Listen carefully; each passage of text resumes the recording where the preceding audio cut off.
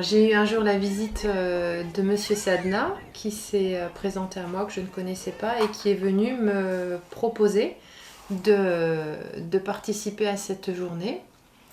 Il me l'a présenté et je ne savais pas qu'il y avait une commémoration pour le peuple gitan, donc j'ai dit oui, pourquoi pas, c'est intéressant, enfin c'est important aussi que l'école y participe.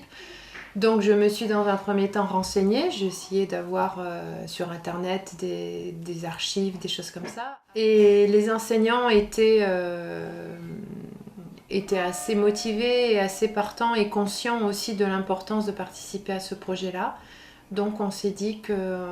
Enfin moi j'ai donné une réponse positive à Monsieur Sadna assez rapidement. Sinon il y en a eu... Arrêtez de pousser là.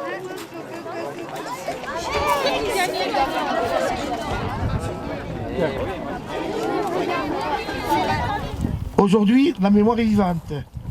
Elle ouvre les cœurs de ceux qui restent encore présents, afin que ceux qui écoutent mettent en évidence cette souffrance ineffaçable. Notre peuple, plus jamais ça. C'est encore d'actualité parce qu'on voit que les Roms sont pris à partie, ainsi que nos frères juifs.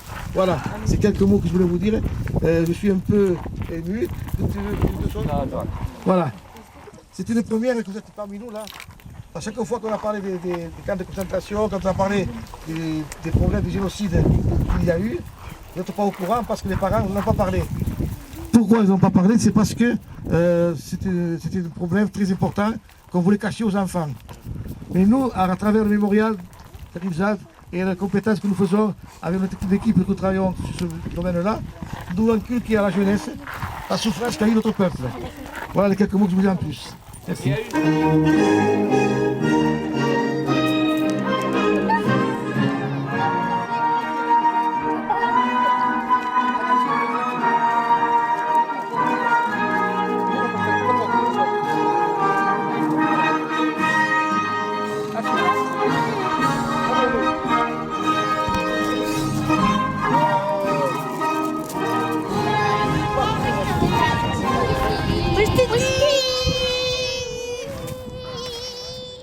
On s'est ensuite posé la question de savoir sous quelle forme on pourrait aussi participer à l'exposition qu'il y avait à la Casa Musicale. On s'est dit que c'était important que l'école soit présente à cette exposition, et la seule chose qu'on pouvait monter rapidement et qui était aussi très symbolique, c'est une exposition de photos. Donc l'idée est venue comme ça. À force de voir et de rencontrer sur internet et dans les archives des photos tristes et dures des camps, de ces familles qui ont une histoire, voilà, déportée et tout, on s'est dit, nous on va faire aussi des photos d'aujourd'hui, des familles et des enfants, et de montrer que malgré cette histoire très douloureuse et ce passé très très douloureux, eh bien, la communauté gitane, en tout cas de Saint-Jacques, est toujours là, le sourire aux lèvres, plein de projets, plein d'espoir. Et on s'est dit, nos clichés, on va les mettre à côté des clichés historiques, d'archives, pour vraiment montrer le contraste et dire, en gros, vous nous avez pas eu, quoi. Vous ne les avez pas eu. Voilà.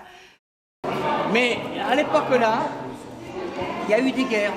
Et on ne les voulait pas, ni en France, ni en Allemagne, ni en Espagne, on ne les voulait pas. Et on leur faisait des misères, on leur faisait beaucoup de misères. Hein? Ils disent qu'ils n'entendent pas. Il y avait une solo ici. Alors de quoi on va parler? Dites-moi ceux du fond, de quoi on va parler? Allez, dites-le-moi. Il y a longtemps, ils habitaient ici et on les a embêtés.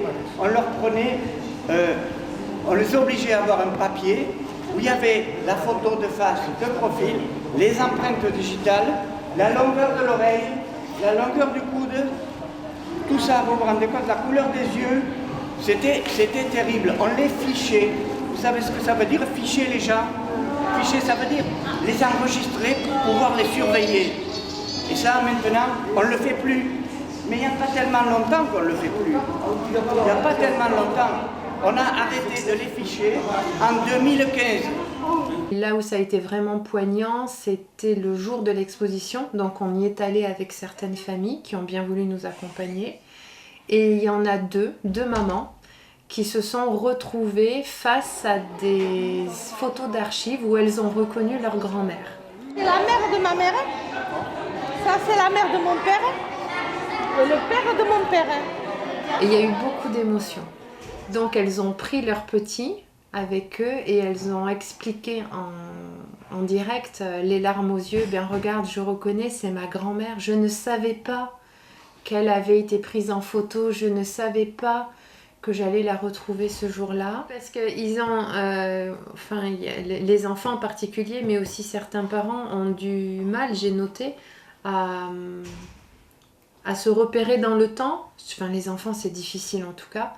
Et d'expliquer que cet épisode douloureux de leur histoire a eu lieu, ah oui, ils disent mais il y a très longtemps, mais c'est pas si longtemps que ça finalement, puisque c'était leurs arrière-grands-parents qui étaient impliqués à cette époque. Donc voilà, c'était intéressant de travailler aussi sur la notion du temps, de l'échelle temps. Donc on s'est mis, on a essayé d'expliquer tout ce projet aux parents et on a découvert que beaucoup de parents ne connaissaient pas leur propre histoire.